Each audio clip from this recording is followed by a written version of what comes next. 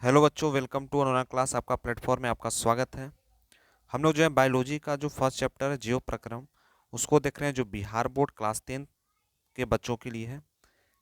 तो आज के क्लास को चालू करते हैं, स्टार्ट करते हैं। तो चैनल पर नए हो तो चैनल को जो सब्सक्राइब कीजिए, दोस्तों तक जरूर रीच करवाइए, क्योंकि ये जितने भी टॉपिक हैं सब आपके लिए बिहार बोर्ड के एग्जाम के लिए इम्पोर्टेंट होंगे।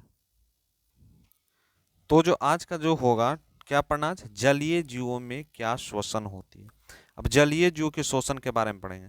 तो जलीय जीव के जल के विलय ऑक्सीजन का उपयोग करता है। जितने भी जलीय जीव होते हैं, जो हमारे जल में जितने भी ऑक्सीजन उसमें क्या होते हैं, उपलब्ध होते हैं, इन्हें O2 यानी ऑक्सीजन जो उपलब्ध होते हैं, उसी से वह क्या करता है, उसी से वह जो है उसी से वह क्या करता है, ऑक्सीजन को लेता है।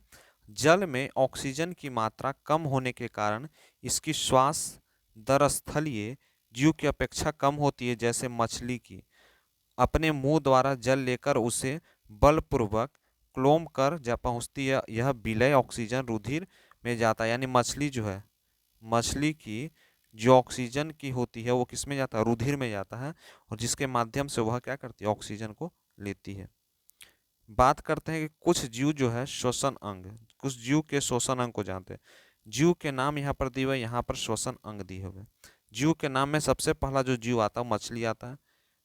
उसका जो श्वसन अंग है वो गिल्स होता है। मछली का श्वसन अंग क्या होता है, गिल्स होता है। वह केचुआ जो होता है, केचुआ जिसको हम लोग बोलते हैं, उसका जो श्वसन अंग होता है वो फेफड़ा होता है। ठीक है,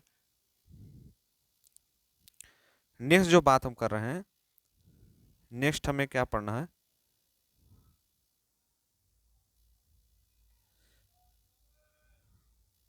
नेक्स्ट हमें पढ़ना है कि मानव श्वसन तंत्र क्या है। तो मानव श्वसन तंत्र में सबसे पहला आता है नौसादर। नौसाधर जो है सबसे पहला है, उसके बाद ग्रसनी है, उसके बाद कंठ है, उसके बाद स्रनाली है, उसके बाद क्या है, सरसनी है। ये जितने भी हैं ये मानव श्वसन तंत्र के अंग होते हैं। सबसे पहला अगर बात करें, सरुधि वाहिका फुस यानी उसको फेफड़ा कहा जाता है। सबसे पहले यह होता है।